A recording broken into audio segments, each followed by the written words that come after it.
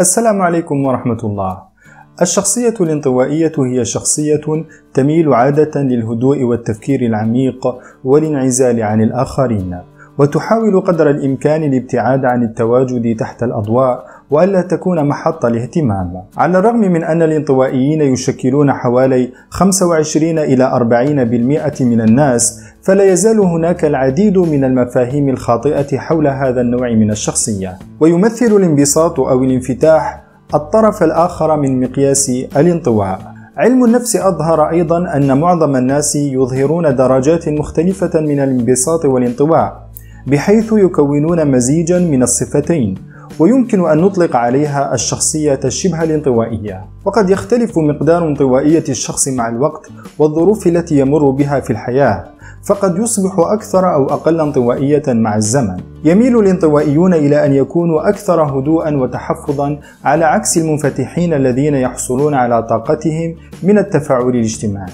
الأسباب: من أجل فهم سبب كون بعض الأشخاص انطوائيين والبعض الآخر منفتحين، من المهم أن نفهم الدور الذي تلعبه فيزيولوجيا الجسم. تلعب الطريقة التي يتفاعل بها جسمك مع البيئة الخارجية دورا حيويا في تحديد مستوى الانبساط والانطواء. من الناحية الفيزيولوجية، فإن شبكة من الخلايا العصبية الموجودة في جذع الدماغ تسمى نظام التنشيط العصبي هي المسؤولة عن تنظيم مستويات اليقظة. تزيد هذه الشبكة العصبية من مستوى الإثارة لديك، بحيث تكون في حالة تأهب وجاهزية لمواجهة الخطر. ونظرا لمستوى الإثارة المرتفع بشكل طبيعي لدى الانطوائيين، فهم أكثر عرضة ويستوعبون المزيد من المعلومات من المحيط. والهروب للحصول على وقت لإعادة شحن بطاريتهم بأنفسهم يمنحهم الفرصة للمعالجة والتفكير فيما تعلموه. العلامات: يمكن أن يظهر الانطوائيون في الواقع بأشكال عديدة مع مجموعة متنوعة من الخصائص. قد تفكر في الانطوائي باعتباره شخصا خجولا يفضل البقاء بمفرده في المنزل بدلا من التسكع مع الناس، لكن قد تتفاجأ عندما تعلم أن العديد من الأشخاص الذين تعدهم على أنهم اجتماعيون يمكن في الواقع أن يكونوا انطوائيين جدا. فيما يلي بعض العلامات التي تدل على أنك أو شخص ما تعرفه قد تكون انطوائيا. المواقف الاجتماعية تستنزف طاقتك. تتمثل إحدى الخصائص الرئيسية لهذا النوع من الشخصية في أنه يتعين على الانطوائيين إنفاق الطاقة في المواقف الاجتماعية، على عكس المنفتحين الذين يستمدون طاقتهم من هذه التفاعلات.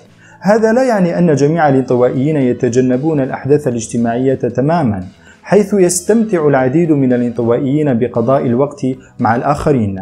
مع ملاحظة واحدة مهمة: يميل الانطوائيون إلى تفضيل صحبة الأصدقاء المقربين، في حين أن المنفتح قد يذهب إلى حفلة مثلا بغرض مقابلة أشخاص جدد. التمتع بالوحدة: بينما قد لا تعجب فكرة البقاء في البيت وحيدا الكثير من الأشخاص، إلا أن الانطوائي يعشق البقاء وحيدا والانعزال، بل إن هذه العزلة ضرورية لسعادته وصحته وشعوره بالرضا عن نفسه. لا يعني أن الانطوائي يريد أن يكون وحيدا طوال الوقت. يستمتع العديد من الانطوائيين بقضاء الوقت مع أصدقائهم والتفاعل مع الأشخاص المألوفين في المواقف الاجتماعية. الشيء الأساسي الذي يجب تذكره هو أنه بعد يوم طويل من النشاط الاجتماعي، من المرجح أن يرغب الانطوائي في الانسحاب إلى مكان هادئ للتفكير وإعادة الحيوية والتجديد. لديك مجموعة صغيرة من الأشخاص والمقربين. من المفاهيم الخاطئة الشائعة عن الانطوائيين أنهم لا يحبون الناس. رغم أن الانطوائيين عموما لا يحبون التواصل الاجتماعي كثيرا، إلا أنهم يحبون وجود مجموعة صغيرة من الأشخاص أو الأصدقاء المقربين منهم بشكل خاص، بدلا من وجود دائرة اجتماعية كبيرة من الأشخاص. يفضل الانطوائيون التمسك بعلاقات عميقة ودائمة تتميز بالكثير من التقارب والألفة. يصفك الناس بالهدوء، وقد يواجهون صعوبة في التعرف عليك جيدا. غالبا ما يوصف الانطوائيون بأنهم هادئون ومتحفظون ولطيفون، وفي بعض الأحيان يتم الخلط بينهم وبين الأشخاص الخجولين. يفضل الأشخاص الذين يتمتعون بهذا النوع من الشخصية ببساطة اختيار كلماتهم بعناية وعدم إضاعة الوقت أو الطاقة في الأحاديث غير الضرورية. يمنحك التحفيز المفرط إحساسا بالإلهاء والتشتيت.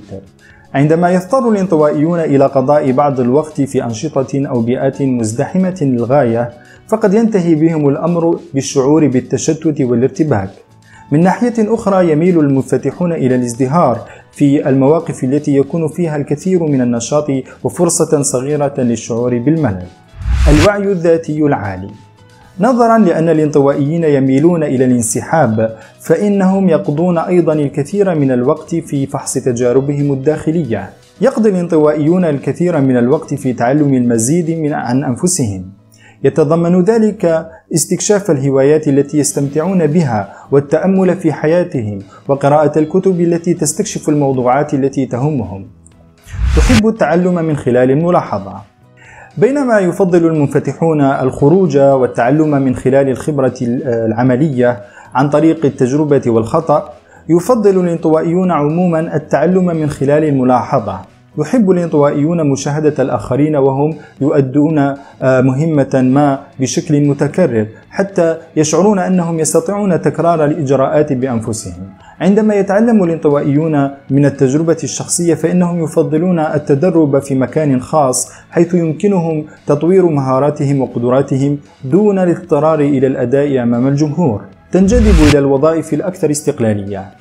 إن الوظائف التي تتطلب الكثير من التفاعل الاجتماعي لا تهم عموما الأشخاص الانطوائيين، فغالبا ما تكون الوظائف التي تنطوي على عمل مستقل خيارا رائعا للانطوائيين. على سبيل المثال، قد يستمتع الانطوائي بالعمل ككاتب أو محاسب أو مبرمج أو مصمم أو صيدلي أو فنان. من المهم ملاحظة أن الانطوائية لا تعني الخجل. الخجل هو الخوف من عدم القبول، الرفض أو الحرج، بينما الانطوائية هي تفضيل بيئة أكثر هدوءا.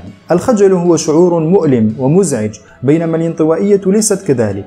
يستمتع الانطوائيون بإجراء محادثات عميقة وذات مغزى، ويميلون أيضا إلى التفكير قبل التحدث. تشير التقديرات إلى أن عدد المنفتحين أكبر ب3 مرات من عدد الانطوائيين. غالبا ما يجد الانطوائيون أن أشخاصا آخرين يحاولون تغييرهم أو حتى يقترحون أن هناك شيئا ما خطأ معهم. لا شيء خطأ، فلا يوجد نوع شخصية صحيح أو خاطئ. بدلا من ذلك، يجب أن يسعى الانطوائيون والمنفتحون إلى فهم الاختلافات والتشابهات بين بعضهم البعض. تذكر أيضا أن الانطواء أمر طبيعي تماما، والمجتمع للأسف لا يزال يحط من قيمة الشخص الانطوائي ويطلق عليه ألقابا تجرده أحيانا من قيمته وقدراته العقلية والاجتماعية، ويعتبرونه تارة إنسانا خجولا ومعقدا وتارة أخرى إنسانا مريضا ومختلا. تذكر أنه لا يعني أن يكون الشخص انطوائيا بالكامل. يمكن أن يكون منفتحا في مواقف معينة مع بعض الميول الانطوائية. يقع الانطواء في سلسلة متصلة مع الانبساطية، ويميل معظم الناس إلى الوقوع في مكان ما بينهما. ومع ذلك، إذا وجدت أن ميولك الانطوائية هي نتيجة القلق الذي يؤثر على أدائك اليومي العادي، فاستشر طبيبك أو أخصائي الصحة النفسية. ختاما، إذا أعجبك موضوع الفيديو فلا تنسى الإعجاب والاشتراك في القناة مع الضغط على زر الجرس ليصلك الجديد من خبايا النفس. السلام عليكم ورحمة الله.